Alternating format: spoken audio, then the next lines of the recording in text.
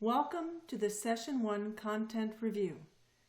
This week we will be reviewing some basic leadership and management principles.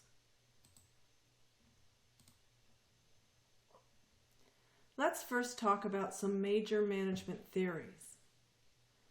The Industrial Revolution greatly affected the study of management and management practices.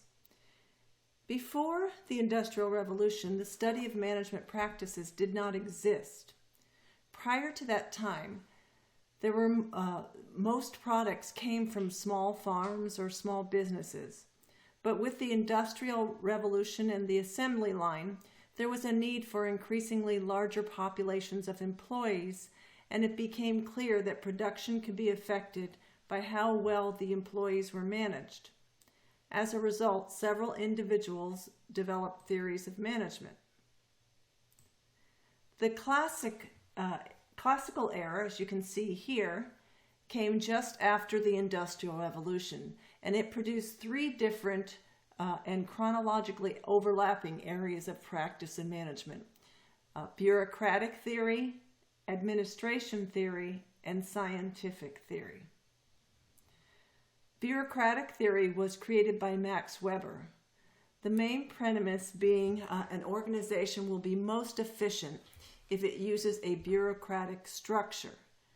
That is to say, standard rules and procedures upon which to organize all of its tasks. He believed that a company should be organized in a clear hierarchy with workers specializing in tasks. And even leaders must be uniquely qualified for their roles in this system. There should be uniform standards and rules, and they should be well understood and followed by all employees. And managerial transactions should be impersonal and related to performance and not the person themselves. The administrative theory was mainly led by a French mining engineer named Henri Fayol. He was considered by many to be the father of management. Fayol believed that management should interact with its workers in 5 ways: by planning, organizing, commanding, coordinating, and controlling. We will talk a little bit more about this later and some of Fayol's other ideas. And then finally, the last one in the classical area that we're going to talk about is called the scientific theory. And that was led by Frederick Taylor. And Frederick Taylor was also an engineer. He was an engineer at a steel works company where he experimented on how to make processes more efficient and effective. He brought his knowledge of this to management theory. And Taylor is also called the father of management in a very different way. He believed that each task should be studied to determine the most efficient way, and that each employee should be matched to tasks that align with their abilities. Staff should be monitored to ensure they are following best practices, and managers should train employees and prepare for the future needs of the organization. So that was basically those three, a synopsis of those three theories during the classical era. Let's move to the human relations theory. And in contrast to the classical era, the human relations theory emphasizes human relationships, as you might guess, and their effects on production and efficiency. During this time, Elton Mayo was an Australian psychologist and industrial researcher. He is well known for his studies in human behavior at Hawthorne Works electrical plant in Illinois. Here at that plant, based on making a change in the amount of lighting, the workers' productivity either increased or decreased, and this was dubbed the Hawthorne effect. Mayo went on to show that a nurturing environment, praise, and teamwork motivated workers to increase their productivity. So this is seemingly, if you think about it, the opposite of the bureaucratic theory.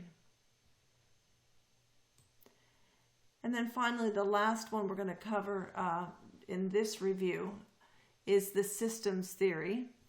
And this is interesting because this was a period of time where scientific advancements were occurring, especially in the area of biological science. And so as biological sciences advanced, the understanding of living systems and the interaction of the environment with the organism was applied to other areas of practice. Ludwig Bertalanffy was an Austrian biologist who developed a theory of systems which has been applied to many areas in both psychology and so forth. In his theory, a system is a cohesive set of interrelated and interdependent parts. So each system is going to be bound by space and time, influenced by its outside environment and its internal environment, and then defined by its structures and functions. And so that systems theory of management believes that a business is also a system, and the manager will be affected by his or her employees and vice versa. The employees will definitely be affected by the manager and each other. So each part of the system has an effect on the other parts.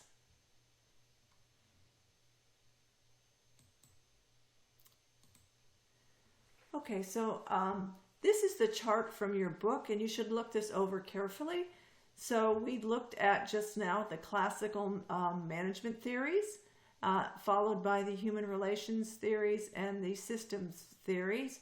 And I just covered, for the human relations and the systems theory, I just covered one researcher in those areas, but you definitely should know Maslow and McGregor, and then know about open systems, loose coupling, and the socio-technical systems also.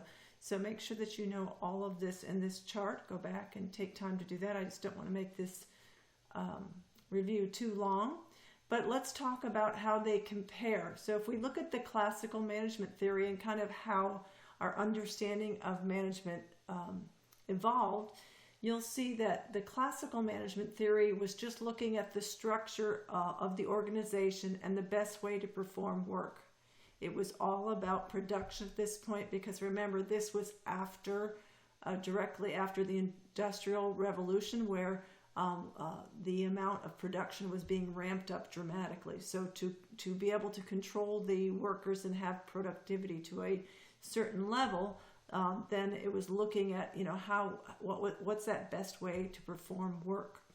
And then with human relations, it's looking at, now that you've got your productivity to a certain level, how can you bring that up even more? And so that looks at individual and group motivation. Is the employee satisfied? Because satisfaction can motivate. And looking at both intrinsic and extrinsic motivation, which are incentives and so forth. So that was basically what human relations looked at. And then finally, systems theory brought in more than just the interaction of the human beings in the management environment. It looked at the complexities and the interdependencies of all the relationships, not just the human relationships. And so, the environment, how that affects different components within the system. So that's the systems theory. And you'll see, even with the systems theory, in Emery and Trist's socio-technical systems, it even brings in how the technology interacts with the humans and so forth. So yeah, it all has evolved to come together and make and shows that this relationships within the workplace are much more complex than sometimes we previously understood. If you look at what they thought were motivators in the workplace and how that evolved, you can see that in classical management, they just thought it was self-interest and maximizing gains. But then in human relations, that social need, especially with Maslow's hierarchy of needs, that became very apparent. Ultimately, if you can get your workers to a level of self-fulfillment, in Maslow's hierarchy of needs, you're going to get a lot more productivity and job satisfaction, which lends itself to retention of employees. And then the systems theory did not even look at motivators. They just looked at interactions within. So just wanted to put that in there. Okay, so let's move to leadership styles. Okay, and we're going to look at 5 leadership styles. So what do we mean by a leadership style? So a leadership style is what is the way they provide direction, implement their plans, and motivate people. How do they do that? And so we have 5 styles here. The first 3 are pretty classic: autocratic, democratic, and laissez-faire. So autocratic leadership style. In this style, the leader has and wants and demands complete control. They are directly supervising everybody under them. The leader makes all of the decisions. It's a one-way, top-down communication. They make the decision and they send it down to their employees. And it's very task-oriented. Democratic is shared control, as you might imagine by that term. And it's more of a guided supervision. The leader asks for input on issues and problems and decisions, but ultimately the final decision is the leader's and the leader alone. It is a two-way communication in that they do ask for input from their constituents, from their employees. Interestingly enough, this is the most productive style. Laissez-faire, the leader completely cedes control. They just give full control to the employees, so there's very little supervision. It's sometimes called group self-rule. And the followers essentially make the decisions. There's some communication, more communication as far as both ways than it would be in autocratic, but still there's probably not sufficient information if you're going to have a laissez-faire style. And this sometimes works if you're a leader of a group of experts. So if you have a lot of experts that are your employees, then they probably can do all the decision making because they have the expertise to do so. And so you just kind of help them or get the resources to do that. So as between the supervisor or manager and the employees, sometimes there doesn't have to be that much communication, but just so everybody's on the same page, this is kind of a point where there could be a break point that should be careful. So if you're it's not a common style anyway, but laissez-faire is one style.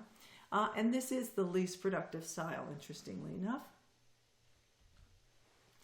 Okay, and then the last 2 here are more modern. That's transactional and transformational. Transactional is more of the manager type of job in that you're just going to motivate followers with rewards and punishment to do what they need to do. That's an incentivized supervision where you're going to set goals and give feedback on whether the goals are met or not. And some of that feedback is going to be this reward and punishment, the incentives. And so it's focused on increasing efficiencies of whether goals are met. Transformational is where the leader is going to create a vision that the followers, employees will aspire to. And it's all based on change, hence transformational. The followers are individuals. They're thought of as individuals, whole persons, and not just workers. And the leader in this case wants to stimulate their independent thinking. So it's a creative endeavor, and you want to lead their bright ideas in the right direction. And usually a transformational leader is charismatic, and so inspires their followers to follow them. So those are the 5 leadership styles. So let's talk about, I kind of alluded to this in the last one, the difference between management and leadership. When we talked about transformational, or I should say transactional versus transformational, those are two different styles that really are closely aligned with management and leadership. So Peter Drucker here, management is doing things right, where leadership is doing the right things. And so I gathered a chart here so that you could look at the differences between these two types of roles. I mean, a manager can be a leader at the same time and vice versa. And some managers have some leadership roles and some leaders have some managerial roles. But having said that, these are kind of two different perspectives. Okay, so as far as the focus for a manager, their focus is status quo. They need to get everything right now as it should be, okay? Whereas a leader role is going to be focusing on change, making things not stay status quo, but get better with change. The role of a manager is just to manage the work, whereas the role of a leader is to lead people in a certain direction of change. The aims of a manager is very short term. It's just getting that productivity, that goal that they're focused on, the short-term goal met. Whereas a leader, it's usually long term. These are usually larger goals, strategic goals, and the leader needs to work to get them there.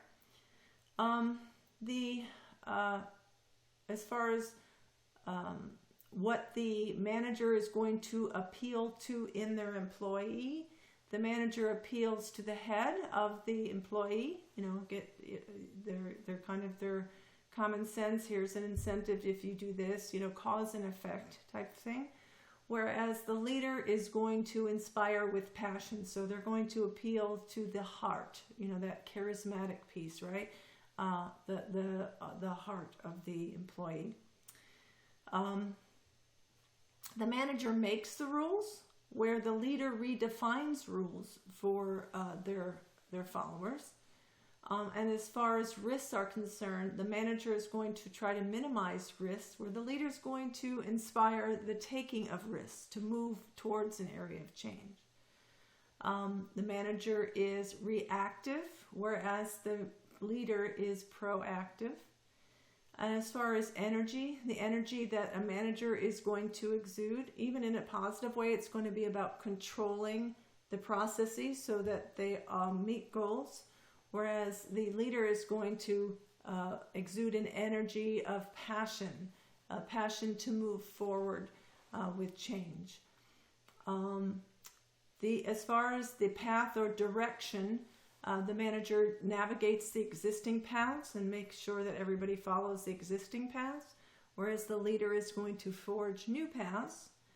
And as I said earlier, the style matches, as far as the manager is a more transactional style, whereas the leader is a transformational style. The culture, the manager will endorse the culture at large, the culture that's there, and understand the culture's there and how it affects the present day status quo. Whereas the leader is going to try to understand the culture so they can shape it in a different direction that allows change. And then finally, the human resources of the manager are their subordinates, where the leader thinks of their human resources as their followers. And so this little image on the bottom kind of shows that the manager is looking to be successful in reaching targets, right? A targeted aim or goal, whereas the leader is trying to break through that status quo, that goal, and move in well past it and lead others to do so also. All right, so let's talk about a little bit more about management and leadership. We're going to talk about basis of authority. And so these are what gives any individual the power to lead, whether it's being a leader or a manager, okay? And how how do they wield that power? But this is really the base, what gives them that opportunity. So coercive power is the threat of force or negative action used by a leader to gain compliance from another. So this would be, if you don't come in on your day off, then that will reflect negatively on your management's opinion of you, right? Coercive. If they were to say that to you, that would be one negative way that it would be used. Reward power is just the opposite. So that would be offering a reward to the follower for doing what is expected. So a manager may, and coercive usually sounds very negative, but it can be gentle too, in a way. So coercive power, reward power, is often associated with managers. Reverent power is often associated with leaders, and this is the following of that person because of the followers' loyalty to that person, or respect of that person, or friendship or admiration. So reverent, you have reverence for that person, and that's why you're following them. It's not any threats that they have or rewards. It's that you believe in them and you revere them for one reason or another. Expert power is somebody having influence over others based on their experience. They have experience or special talents or skills that others do not possess, and so they come to them in order to seek advice or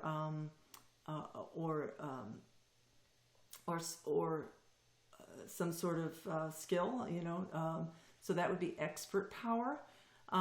Legitimate power is formal authority based on the position in an organization. So this is a CEO would be a legitimate power. You wouldn't follow them if they weren't your CEO. This could be it's just based on position. So your manager has legitimate power over you. So that's what legitimate power is. And then finally, informational power is one of the newer ones of these. And that's when somebody has information that you need or want in order to do something. So for the time that they have the information, once the information is out and they don't own that information and they don't have it to themselves anymore, they no longer hold power over anyone else. So informational power is very fleeting. But I mean, if you think about it, in different countries around the world, controlling information is a way to have power, right? Okay, so one of the major managerial functions is decision making. So when we talk about decisions, what are we talking about? Let's talk a little bit about how decisions are made by the manager. This is probably one of the most difficult things for a manager. When people come into a leadership role, sometimes they struggle with it.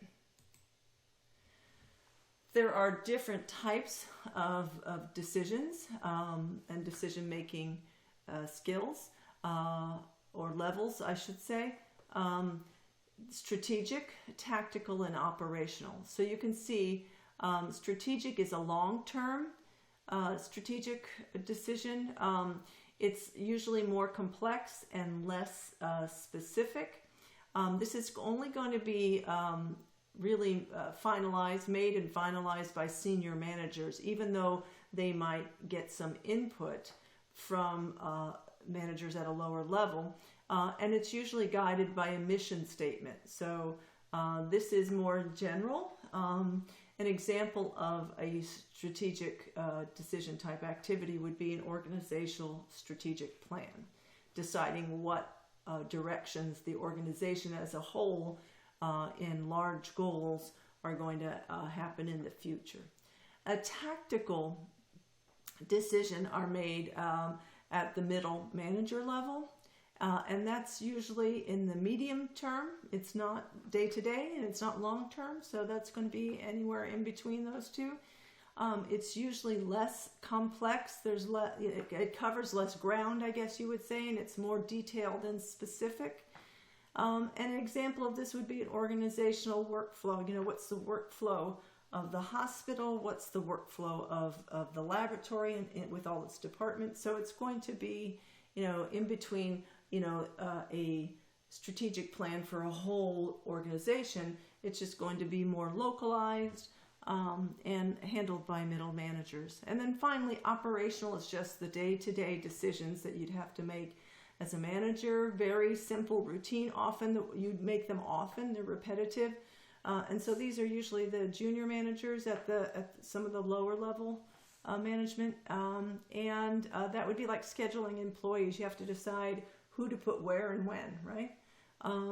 And for those of you that don't know what a mission statement is, it is a formal, written, and published statement of the large objectives and aims of a company or institution or organization over the next usually 5, 10 or more years. So it covers a lot of ground. So decision making, where are decisions made? So decisions are made can be made centralized or at a decentralized level. So you may have heard these terms and be familiar with them. So if you look at this diagram here, it gives you a little bit of an idea. So when we talk about an organization, because that's what we're talking about, and a hierarchy of managers, right? Are decisions going to be made at the top level for everyone, right? Or is the top level going to allow the individual constituencies under that level to make decisions? And usually it's a combination depending on the area in an organization. So centralized decisions are where most decisions are made by upper management level. So everything will go to upper management, and this will make things uniform across the organization. The advantage is you usually have more experienced leaders making your decisions. So they have a lot of experience and background and time in gathering input. They might be able to hire people to look into this, experts in those areas. So you usually can get a decision that comes from more research and more experience. The decisions are usually made pretty quickly, and they have greater uniformity in policy. So if you have, the biology department, it's not going to have a different setup than the chemistry department, because the pathologist or the medical director made a decision that all the departments would do the same thing. So usually there's a greater uniformity in policy if it's a centralized system. The disadvantage is with the centralized system, it's usually has a lack of input and buy-in from the staff. So if the staff can't give input as to how any decision would affect their life, then that can create lack of motivation in those employees. And the other thing is often it's a slower response to needed changes, because the people that are affected by the policy can't really give their input. So it's a slower response to the changes that might be needed. Decentralized is where department managers make decisions for their department. All right, the upper management level allows them to do that. Now this really has an advantage, and it motivates the staff because they get to provide input. Right, they're motivated by that opportunity, and then local teams can respond very quickly to a problem because they can handle the problem just in their area. But the issue can be, the disadvantage is that you have lesser experienced leaders making the decision, and that you might have a large inconsistency between one of these units in this decentralized system than another. So, for instance, biology might be accepting a certain kind of specimen, but chemistry's not. And so that might be problematic. So that's the basic system for, decision making, centralized and decentralized. Let's talk about steps in decision making. So the basic steps in decision making is to identify the problem and determine objectives, gather facts and evaluate the information, develop and evaluate alternative solutions, select the best alternative solution, and then implement that selected solution and follow up on outcomes of that choice. So that it's pretty straightforward. Let's look at a tool. Now, when we're talking about gathering facts and evaluating information, let's look at a tool that we can use to gather facts. And that's called a Swot Analysis. And SWOT stands for strengths, weaknesses, opportunities, and threats. So if you look at this matrix here, these four areas are placed in a matrix where you have internal versus external to the environment, and then positive versus negative.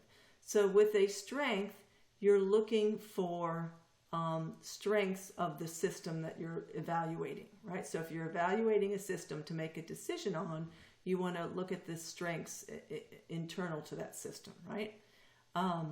Then if you're looking at the weaknesses within that system, that's also internal. Now if you go to the external part of this, outside that system, the positives would be opportunities for you to connect. And so you can see the examples there. And then finally, threats are, what is coming in from the outside of the system that could have a negative effect on your system or your process. So this is one of the major tools used in the preliminary stages of decision making. As I said before, we were going to come back to Henri Fayol, and now we have. And he listed 14 principles of management. Keep in mind that many of these principles that we talked about as being not quite evolved yet in the classical era actually have been modified because they still do have value and really as far as these theories, depending on the work environment, some will apply to some work environments and not others. And so if we talk about these 14 principles of management from Fayol, they should make sense. He said that there should be a division of work, so a specialization. Now we talk about we should have cross-training in case the situation leads us to, like in a mass casualty, if people are only specialized in their area and we need someone to run over from blood bank to the hematology to help on that bench, then cross-training will be useful, even though we might have specialization. Cross-training is important, but this can lead to productivity to have specialization. So division of work, authority and responsibility, process ownership. So you should have managers that have roles and responsibilities from the very beginning. Because if you don't, if it's not clear who does what and who's managing what, then that will decrease productivity. Discipline. Employees will comply if the manager earns respect. So you have to have discipline. In other words, you want employees need to follow the rules in order for productivity to be at a maximum level. And the way to do that is the manager is going to have to earn their respect. Unity of command. Employees should only receive orders from only one boss. So there should be levels of, in other words, you shouldn't be directly, you should only have one person that you answer to, one person that does your evaluation, so forth, right? Otherwise, you're confused on who would be your chain of command. Unity of direction. There should only be a focused effort on one set of objectives. If you have two sets of unrelated objectives, then it would be really hard. How would you arrange your time and your efforts and your motivations if you had two competing sets of objectives. Subordination of individual to general interest. The manager has to get across that we're all working for the greater good of the organization. Remuneration is that the employee should be paid equal to the value that employee is, and money is a powerful motivator. This was really not understood before his time, so he brought that information. Centralization versus decentralization. We just talked about that. So certain decisions need to be focused at the appropriate level. And as I said, some things are going to be centralized and others not. So those will be decisions to be made. Scalar chain. This hierarchical chain of command or line of authority is very, very important to make sure everybody understands what needs to be done when and who's managing what. Order, a place for everything and everything in its place, really important to get to have things running smoothly. Equity is justice based on performance for all employees. So systems should be equitable. Managerial systems should be equitable. Stable management is preferred. So it's not, you don't necessarily have the best man. It's better to have a manager that is good for a longer period of time than have a manager that's great for a shorter period of time, because lack of stability in leadership in managerial positions leads to lack of productivity. Employer initiative should be valued. And then as far as morale, there is unity, and when you have, if you have unity and harmony, that creates a very productive environment also. So that's really important. So those are his 14 principles.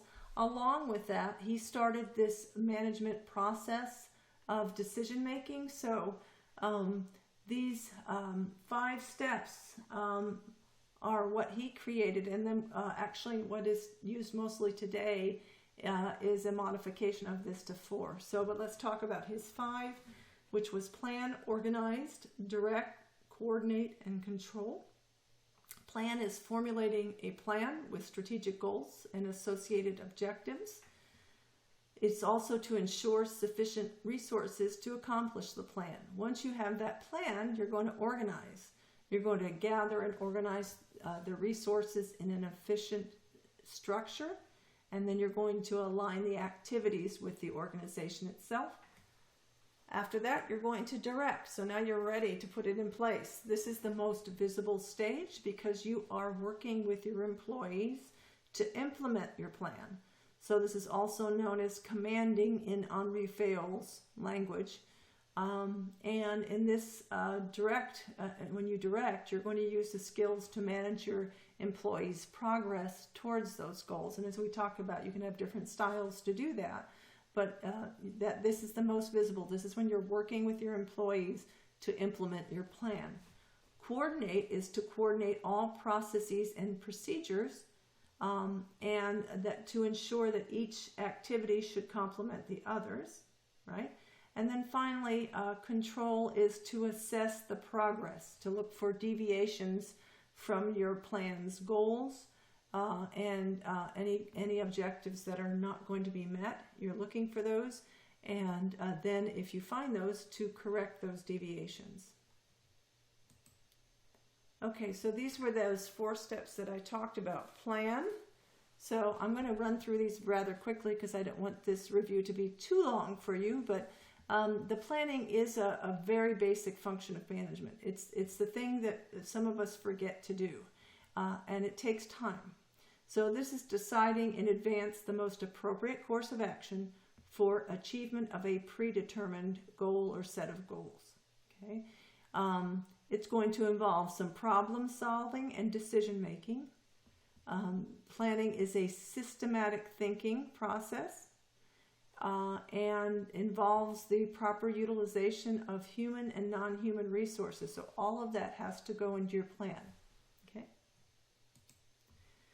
Then to organize, you're going to bring together physical, financial, and human resources. So once you have your plan, your objectives, your goals, then you're going to think about how you can bring those resources together. So you're going to organize it. You might have to hire somebody. You might have to get some funding for some supplies, right? So now you've made the plan, you've thought about those resources and put them in the plan. Now you have to figure out ways to organize it, to bring it all together.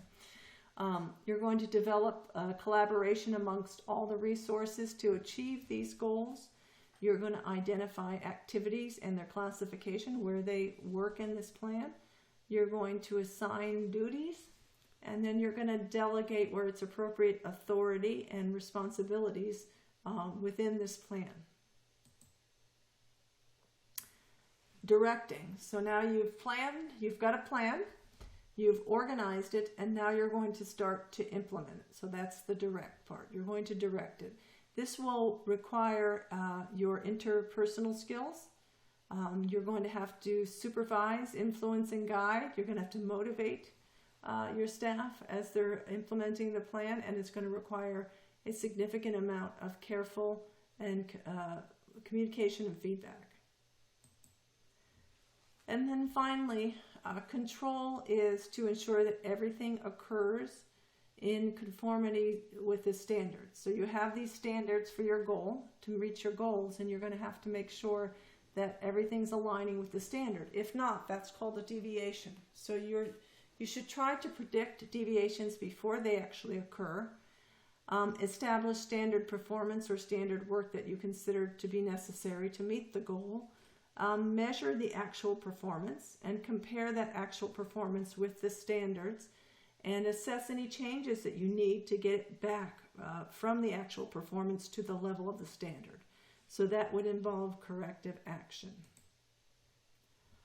All right, so that was the modern management activities.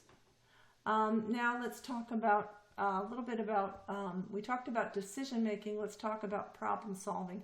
It's a little different. We're going to talk about the difference because it's a fine line of distinction, but collaborative problem solving has some of the same steps. Collaborative problem solving, you have a problem, you're trying to solve it, okay? So it is purpose driven, you have a purpose, right? It's inclusive, so you're going to usually need other people in order to come to a conclusion on how to best solve the problem.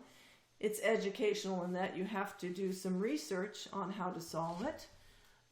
It's usually voluntary, it's usually flexible, it's usually respectful, equal participation, everyone's accountable for working towards solving the problem. It's achievable and time limited. So all of these, when you get others together to work together to solve a problem. So first, the group is going to evaluate the problem. They're going to gather information. They're going to deconstruct the problem, which is to break it into parts, identify solutions, select the best solution, then put the solution into place. That's take action. Examine the results to see if you were able to solve, how much you were able to solve the problem, and then test it and review it, and then you see if it worked, right? You're going to assess to see if you were really able to solve it. Oops, sorry, I'm a little too fast. Oh, this is a little blurry. I'm sorry. So this is kind of shows the difference a little bit between decision making and problem solving. Whereas problem solving, you're trying to identify and understand a problem. Where in decision making, you have goals already, and you're just trying to make decisions to meet those goals. So that's a major difference. With problem solving, you're going to need to collect relevant information and reflect on it to determine what the problem is, right? Whereas in decision making, you can jump right to the finding alternative ways to meet the objective, right? So it's not as much thought that goes into that process. With problem solving, you're going to generate some ideas and develop solutions. select the best solution, and then implement it. Whereas decision making, after you found those alternative ways to meet it, you're going to determine evaluation techniques, and with those evaluation techniques to evaluate, SWOT analysis was something we talked about, determine the best course of action and implement it. So this is decision making is moving forward from a point, a reference point, where problem solving is stepping back and seeing what is the point of concern and then trying to move that back to a reference point. In other words, trying to get it back in line. All right, so process improvement or performance improvement models. We're just going to go over these briefly, but these are tools and understanding that you will need in order to solve problems and improve in performance. So the two major ones that we're going to talk about are going to be Lean and Six Sigma. And we'll talk about these more in the future. This is just an introduction as it relates to management, but performance improvement is measuring the output of a specific process, then altering it to increase productivity or output, to increase efficiency, or I should say, to increase efficacy. That's the effectiveness of a process. And so you'll see, I just represented Lean here. Lean is looking for waste in the process to make it more efficient. So if you say you want to go from a process to go from A to B, but you have inefficiencies in there, if you can find those inefficiencies, and in Lean they're called waste, if you can get rid of those waste, it makes the process more efficient, right? Or more effective. And then Lean Six Sigma, we're going to talk about that in a minute. So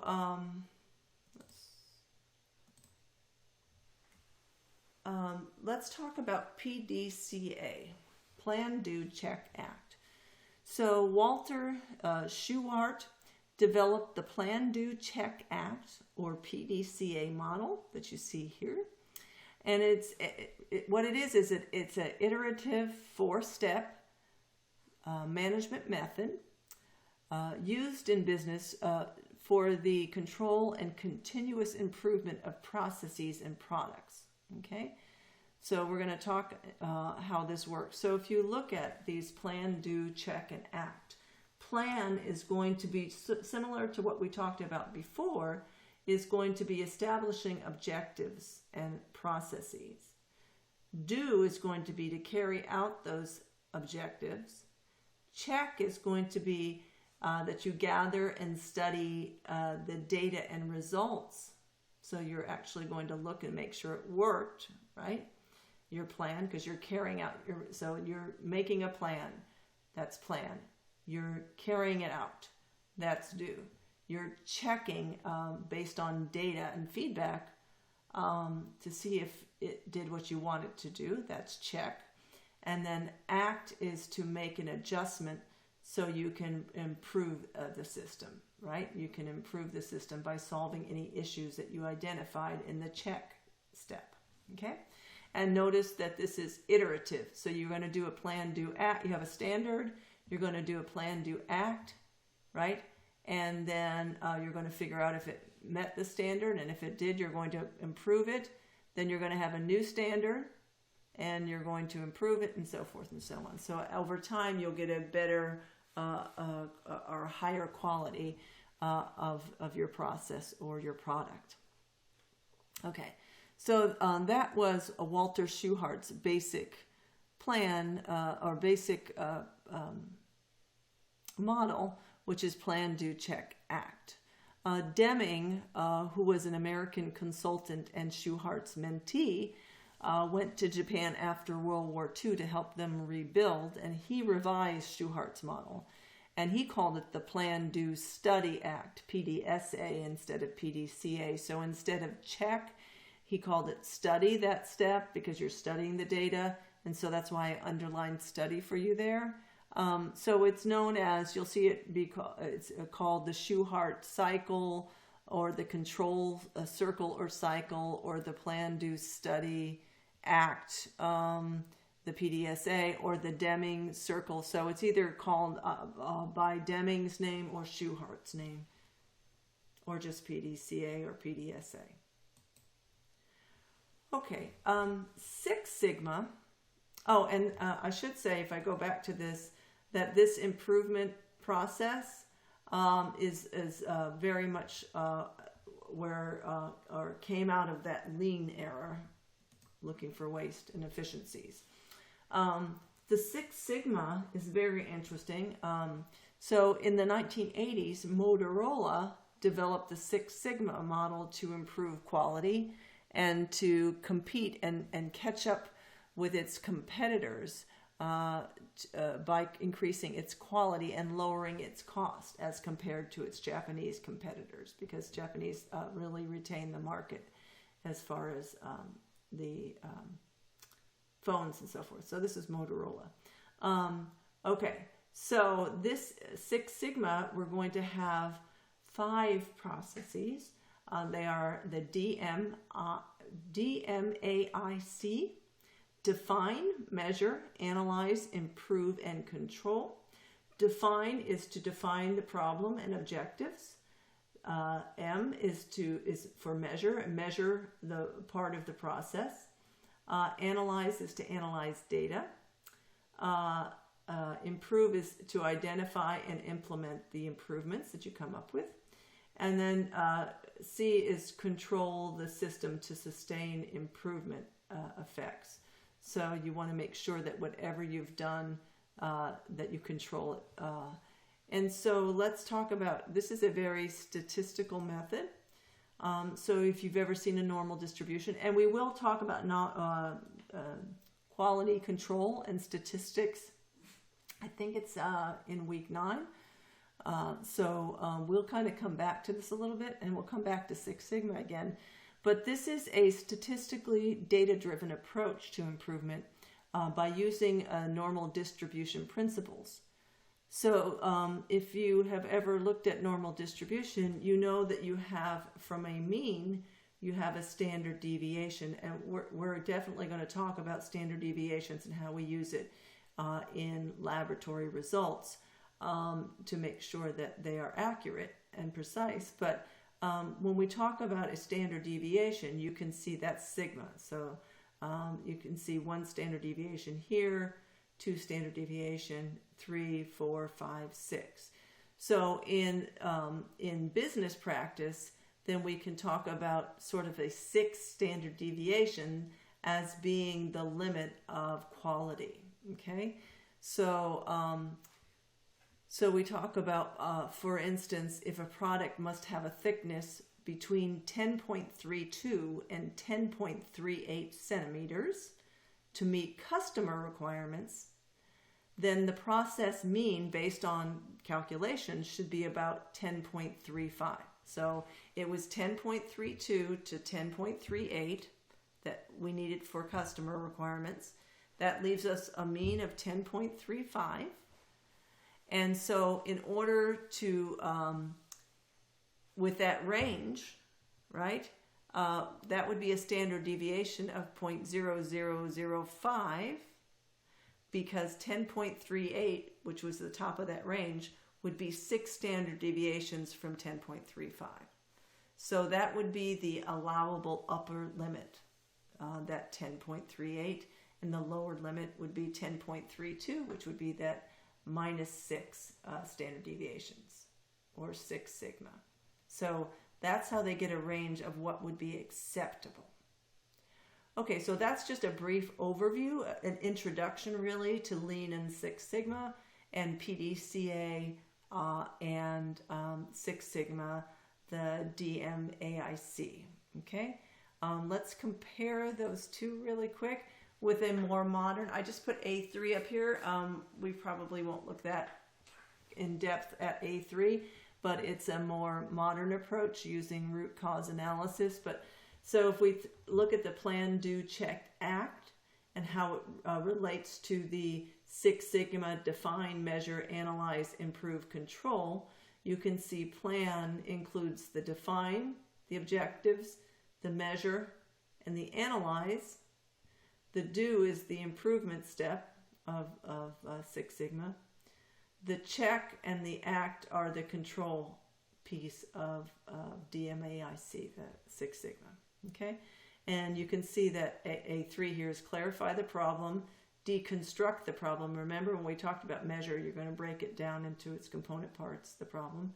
Set a target, analyze the root cause, develop countermeasures, see the countermeasures and work on them, evaluate the results and processes, and standardize the success. So that's equivalent to, and that's a relatively new one. Okay. All right. So now we've talked about how to improve processes, how to make decisions, how to problem solve.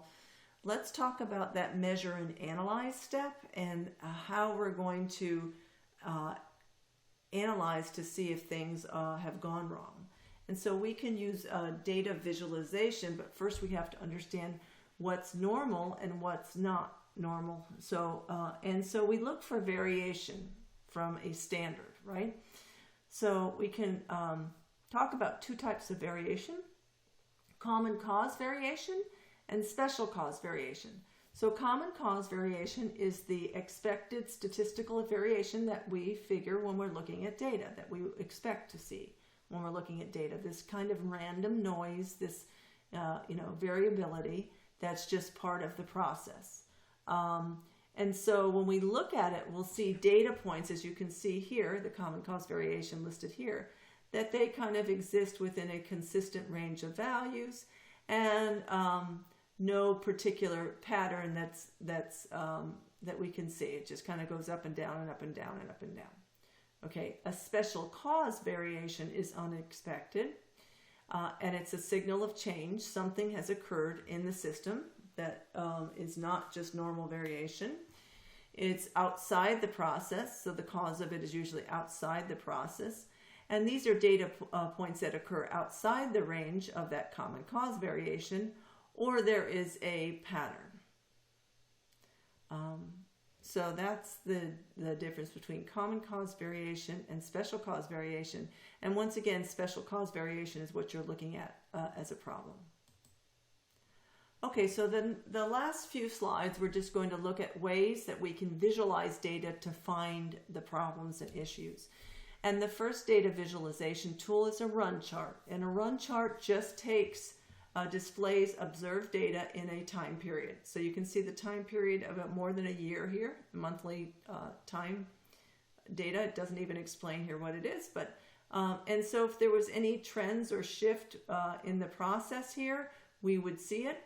It will identify non-random patterns, and this is a very easy to create, analyze, and interpret as far as a data visualization chart. Very straightforward interpretation there. The next one is a histogram, and this visualizes the distribution of data over a certain time period.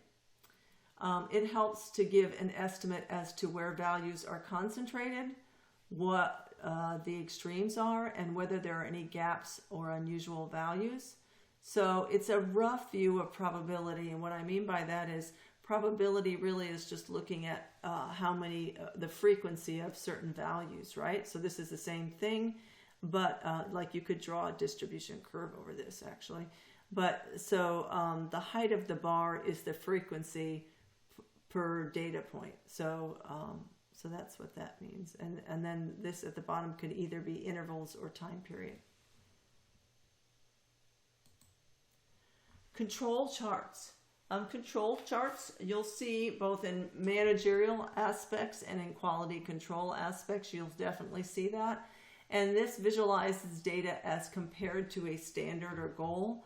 And the standard or goal is labeled here as a mean, right? So that center line is called the mean or the goal, and that's what your values are bouncing around, right? So you'll have an upper control limit and a lower control limit on here, and you can see them here. And that's going to be determined by the project manager, okay? And then you'll have an upper specification limit and lower specification limit, and that's determined by client needs. So, and they can be used for many, many purposes, as far as, so the upper control limit and lower control limit could be as far as what is seen in customer service, right? Some aspect of customer service, but then the client needs, we wouldn't want to go above the upper and lower specification limit. So if we did, that would be a special event, right? And then scattered plots. That visualizes paired numerical data, so you can see that the data points are based on a paired data. Like this is the time with the doctor, and then what is the satisfaction of that same patient. So these are paired data. So this data point is that they were with the doctor 4 minutes and their satisfaction is low, whereas this patient at the very end here, they were in with the doctor 20 minutes and their satisfaction is pretty high, about 4.5, where the other patient was with the doctor for 20 minutes and their satisfaction limit is a level of 5. So these are paired numerical data used to determine whether these two variables are related. Is there a relationship between, say, weight and height, or turnaround time and the volume of tests, or in this case, in this example, between the time spent with the doctor and how satisfied they are with the care. So that would be, are those two related? And that's what this is looking at. And it looks like it, according to this data, it is. It looks like there is a correlation. So this identifies potential root causes of problems. Like if you wanted to see there was a survey and patients were not satisfied, and it was really busy and you had a large volume of patients in the clinic, if that had anything to do with it. So you could do the study to see if there was a correlation, a relationship between how much time the doctor spent with the patient and the patient satisfaction. So you're looking for a root cause of patient dissatisfaction. So this would be one way to study those variables. Pareto charts. So they're very interesting and a little bit even more complex. They're a bar graph and a line graph. And basically, in a Pareto chart, what you do is you take the errors. So when you have different errors, you analyze the frequency of those errors. And then, so let's say these are non-conformities on different requirements for ISO. So these are laboratory requirements. So these are different regulations. And these are errors in those different ones. And you can see here that there's more errors. There's more non-conformities on 4.3 than there is on 4.6. So what you do is you gather the frequencies for the errors. Then you line them up in reverse order as far as quantity, so that you can see, and this way you can see which defects that you should prioritize, which ones are having the greatest impact, right? So if there's more of them, they're probably having the greatest impact. So you'll see that's the bar chart of it, and then you'll also see the line graph, which is a cumulative. As you move through these, it's the cumulative frequency of these. So this chart is actually wrong, and I apologize. This chart must go on further because it has to get up to 100%. So, but this one was a lab one, so I did want to show this one to you because it does make sense. But this should be to 100%, and maybe it would be by the time, and because it only shows 90 up here, so no, it wouldn't be anyway. Yeah, it should be 100%. But this is a good way to see what problems need attention first. And then finally, the last chart here is the box and whiskers chart. And this is used for multiple data sets that are related to each other in some way that you're trying to look at their relationship. So it's a visual comparison of distributions. So there's a distribution. You can't, if you were to turn this on its side, you would see that this is a distribution of cancer and cholesterol in females, and this is in males, right? The males is the red. And then for cerebral vascular disease, This is the relationship between the cholesterol level and cerebral vascular disease. So you are comparing, so there's 1, 2, 3, 4, 5, 6, 7, 8, 9, 10 distributions here, right?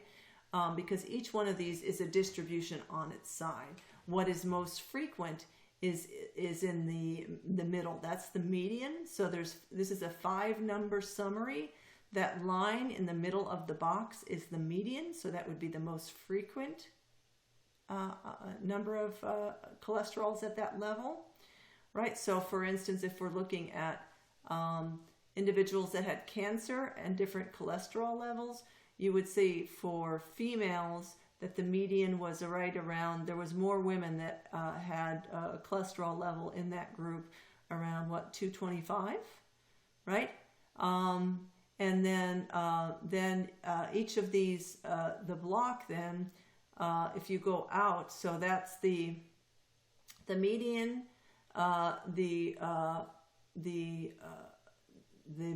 so I should say, let me start with the minimum, the first quartile, the median, that should be third. I'll fix that before I put out this. Third quartile and the maximum. I flip those around. So minimum, first quartile, median, third quartile, maximum, and these are outliers. So these pluses and circles are outliers that are very rare. So not too many women had way above, that had cancer had way above almost 400. Not too many men that had cancer had cholesterol levels. Only one here, one outlier. So the outlier are those single points that you see in those areas. Okay, so that's a really handy tool, a box and whiskers chart, to compare distributions in different categories that are related. Okay, so that's all we have for this first week of review. Make sure you look at your review. You're going to have the PowerPoint available to you also.